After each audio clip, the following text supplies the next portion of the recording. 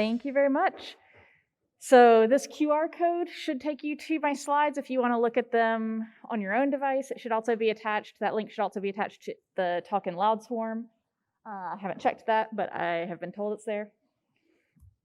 So when we get started with Django, one of the first things that we all have to do is manage.py make migrations, manage.py migrate. We just saw that in the last talk if you were in the room.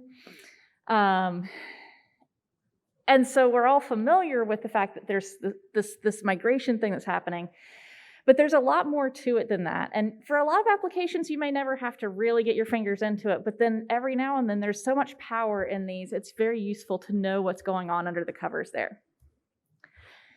So at the core of it, despite the fact that this migration might look intimidating, especially to somebody who's, this is one of their first exposures to coding and that sort of thing, at the core of it, it's literally just this one migration class that's going to hold two main important things. It's going to hold your dependencies that tells Django what your migration builds on, what the last migrations were, and your operations that tells it what to go and do to the database to make the database line up with what your Django app has defined.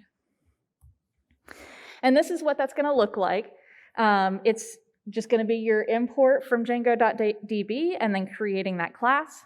And dependencies and operations are just simple lists, just like a lot of other Python code that you will have seen. If you look at some of the migrations that Django has created in your own apps, these are some of the common operations that you'll see in that operations list. You'll see create model, delete model, and rename model for exactly what that sounds like when you create a new model, remove a model, or change the name of it. Similarly, one layer deeper, add field, remove field, rename field when you are changing the fields that are on your existing models. One layer even deeper than that, we get to alter field, and this is used to change those attributes of the field. So it's an existing field, you're not changing the name of it, but you're changing maybe its nullability, you're changing its max length, all of those things that we define when we make our field definition. If you change those will get changed in alter field. And then a little bit less common, if you're using indices, defining indices directly on your models, you'll see add index and remove index when you make tweaks to that. So let's take a look at what this actually looks like in practice. So I'm going to use a sample model here. Let's imagine I have an application talking about conference talks. What was on my mind when I was creating this? Can't imagine. So I've got a model talk here, and it's got 3 fields on it. It's got title, speaker, and conference, so we can store that information about these conference talks. And these are all just simple char fields, nothing unusual. So this is what the migration looks like. Aside from trimming to fit more on the screen, this is exactly what Django generates, absolutely no tweaks. So you'll see this initial equals true at the top. That just tells Django that this is the first migration we've done on this app. The dependencies list being empty also accomplishes the same thing, but when Django auto-generates, it explicitly sets initial equals true. And then we've got our operations list, which only has 1 item in it because all we did was create 1 model. If you created 4 models, it'll have all 4 create models in that one operations list as just items in a list. And you can see it translates exactly to what we have, except what's that? We've got 4 fields. Well, that's part of that Django under the hood magic, where if you don't specify a primary key, Django will give you one so that you have that in your database. This is, if you're used to referencing your models by, you've got that .id or .pk automatically without having to define it. This is where that gets defined, is in your migration that Django auto-generated. This line is cut off, but if you want to see all of the parameters that are in it, just go open up one of your standard migrations that Django's auto-generated when you created a model. But you'll see the title, speaker, and conference are exactly what we set up. That looks exactly like the way we set them up, models.charField, and our max length that we set. And that's exactly what these migrations are doing. This is what I mean when I say that these are not as intimidating as you might think to come in and start trying to make changes. Now, I will caution you, keep your models and your migrations in sync. This is not an invitation to go and, I'm just going to change it in the migration. That's going to cause you problems. So let's make some changes so we can see what a migration looks like if we make some changes.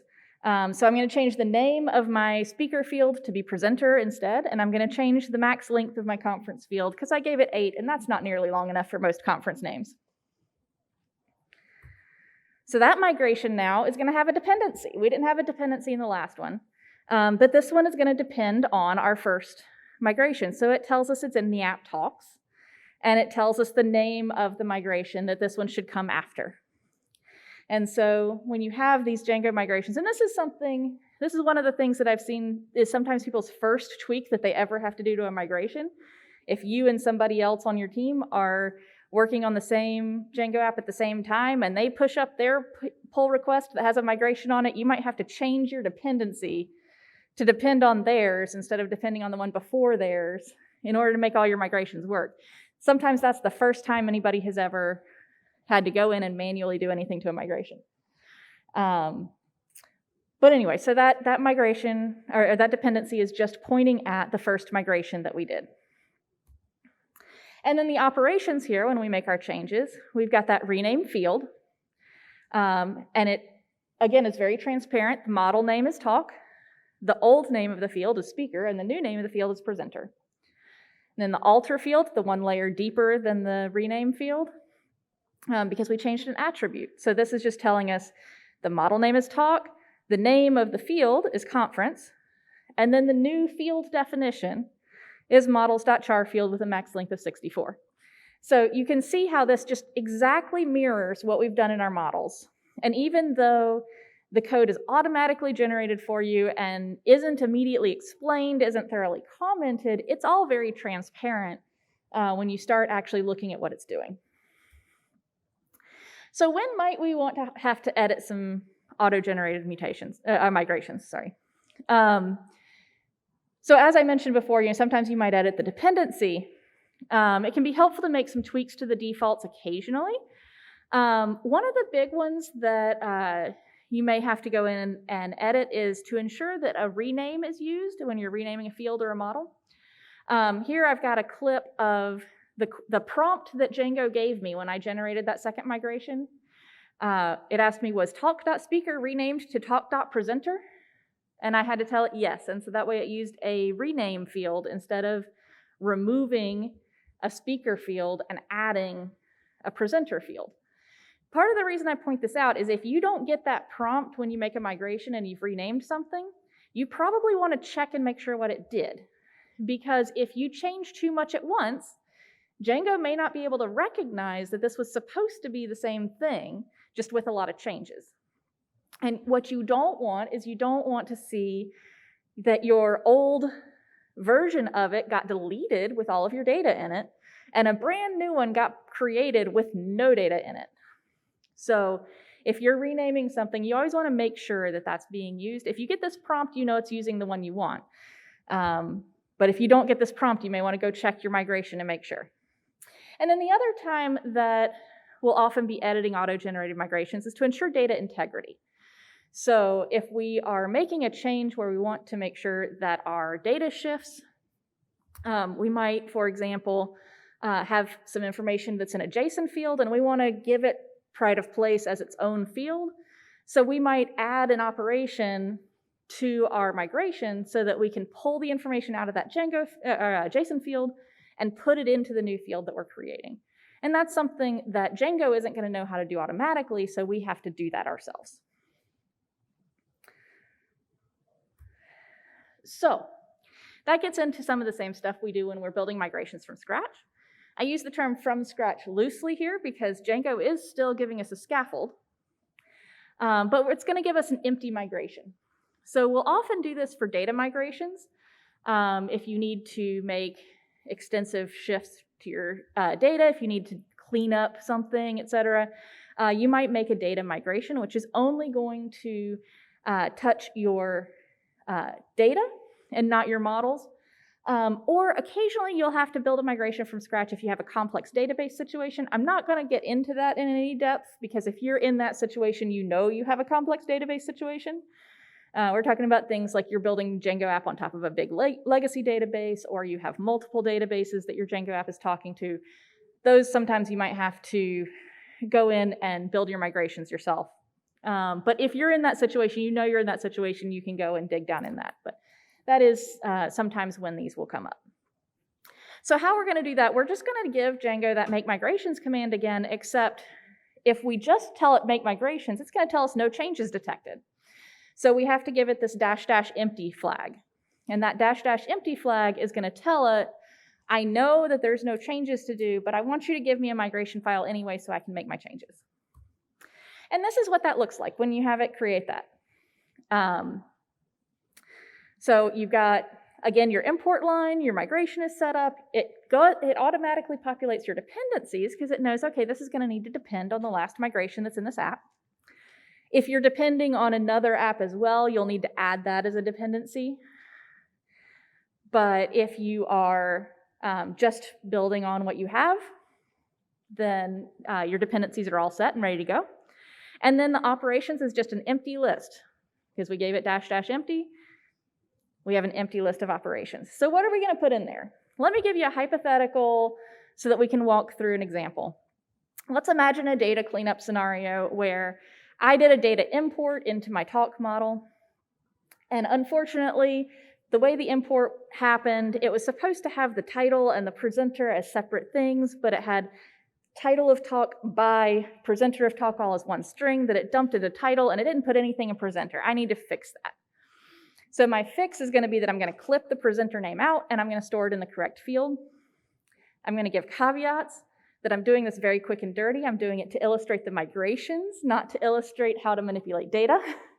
So there's a lot of stuff I'm not putting safeguards in that I would normally put into place. So you know, take that grain of salt. I'm not trying to illustrate good data manipulation. All right, so this is what your basic structure of a migration function is going to be. It's just a basic Python function. We're going to give it a logical name. We're going to give it these two parameters, apps and schema editor. That's what Django is going to pass it when we call our function in our operations. And very important here is how we import our model. Instead of importing our model from models.py like you would in almost any other Django context, we're going to use this apps.getModel and give it the app name and the model name that we want to get. And there's a couple reasons for this. The biggest one is that when migrations are run, they are run in sequence. And there are going to be, presumably, migrations after this one that are going to change the model in other ways. And our migration that we're creating should get run in the context that it is in this sequence. And this get model will get the version of the model that matches where we are in the migration sequence. And so you very much want to do this. I want to provide the caveat that, or not caveat, but the warning that if you were to do your regular import the way you would importing from models, it might work, but you will probably get unexpected behavior down the road. Do not do that. Use your get model. You are not going to have access to a lot of your custom functions if you've defined custom functions, custom save, that sort of thing. So you do need to take that into account and account for that functionality in your migration directly. But it is important that you use the model through get model so that you don't end up with issues down the road because you're using the wrong version of your model. All right, so all of those caveats in place. Here's what my function looks like for my fix. All I'm doing is iterating over all of the talks in the database. If it's missing the presenter field, then I figure it's one of these oopses. I split my talk title using that by text that was in between the title and the presenter name, and then dump those components back into the fields where they belong. Very important, I'm calling my talk.save. It's not going to do that automatically for you, just like anywhere else in Django, you have to call your talk.save. Also, just a callback to when I said the custom functions are not there, your custom save isn't happening here either. So if there are safeguards you have in your custom save function, you need to make sure you account for those here. All right, so I've defined my function for my data migration. So now all I have to do is dump that into my operations. I'm going to use migrations.runPython. There's a sister to this that is run SQL if you're running SQL directly, but usually you're going to be running Python code. And And so we're just putting our function title in there. We're not calling it, we're just passing our function. And then, what's that migrations.runpython.noop? So I haven't talked yet about reversing migrations, except very tangentially. Normally, we're always running migrations forward. We're starting from wherever we are, and we're running whatever new migrations we have. On occasion, you may need to back up if there's been something that's gone wrong on your database, that sort of thing. You may have to back up. You may be familiar with using manage.py migrate your app name 0, which reverses all migrations for an app, sets you back at 0, lets you start your migrations again from scratch. You may also just back up to a certain point where you pass it the number for the migration you want to back up to. So you do that manage.py migrate your app, in this case 0002. And what it does is it actually reverses each migration in sequence, going back through to get back to a certain point. So we use that no-op when there's no changes needed. So in this case, I'm doing a data cleanup, and so I don't need to redirty my data if I'm going backwards. I can leave my data in its clean state. So in general, you don't need any sort of reverse operation on data cleanups, but it is much more useful when you have data structure changes. So for example, if you have that JSON field and you're pulling something out and you're making it its own field, you probably want to put that back into the JSON field if you're reversing so that you don't lose your data. So in that case, you just make another function exactly like the one we already wrote, just doing the same thing in reverse, and you put that function name. But we're using the no-op because there's no reverse operation that we need. It's important to note that a lack of that defined reverse operation would make a migration unreversible.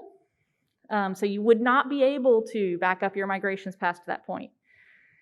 You'd have to manually reset things if you didn't have a reverse operation on there. So that's what those two parameters are. The first one is our function that we expect to run. The second one may never be run if you never have to back up your migrations. But if you don't need anything to be done in the reverse, you can throw that no-op in there. Otherwise, you need to write a reverse function, and you would put that as your second parameter. All right, so a few best practices when you start getting your fingers into migrations and starting to mess with things. Don't reinvent the wheel. If the auto-generated migrations work, just use them, because that is going to be the smoothest thing. I definitely encourage looking at them and seeing what they're doing so that you can understand what Django's doing under the covers for you. But don't try to change things just because you can change things. Do, however, rename your custom migration files. So when you do that --empty, it's going to give you your migration number at the beginning, and then auto, and then some gibberish. And that is not very helpful later if somebody's trying to diagnose a problem, or they're trying to figure out, okay, what migrations do I have, so on and so forth. When Django does its own migrations, when you have it generate for, we made some changes to the model, it's going to put a name on there that tries to tell you something about what this migration is supposed to be doing. For your custom migrations, it's good to go ahead and change that migration title, but you do need to do it when you create the migration, because otherwise the next time you create a migration, it's going to depend on the auto-generated title. So don't go back and do it for old migrations.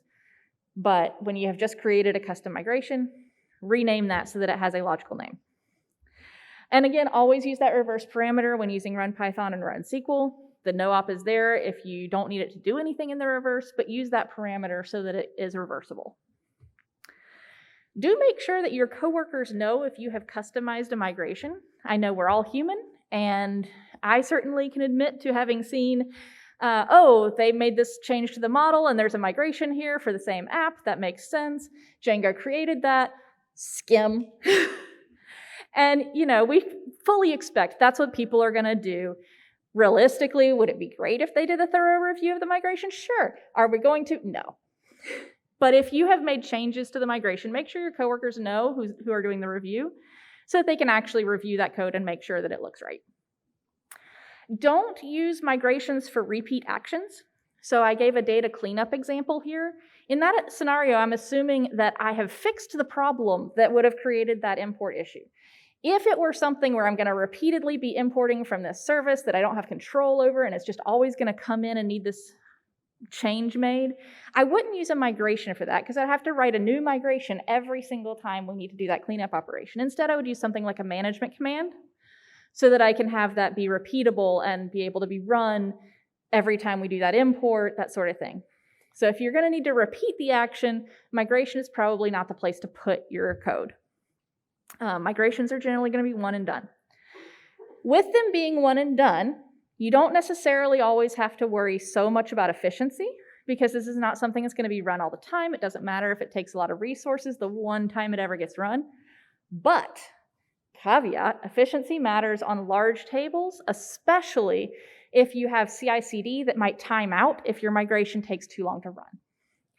So you want to make sure that when you're dealing with large tables, when you're dealing with big data sets, when you're dealing in scenarios where you might have a timeout issue, that you take more care with your efficiency, make sure you're not doing too many database operations in your function.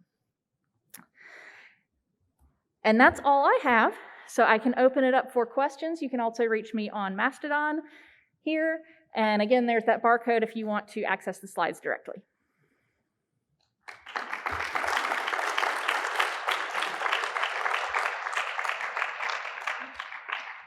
You've added the no op option in place of the reverse parameter.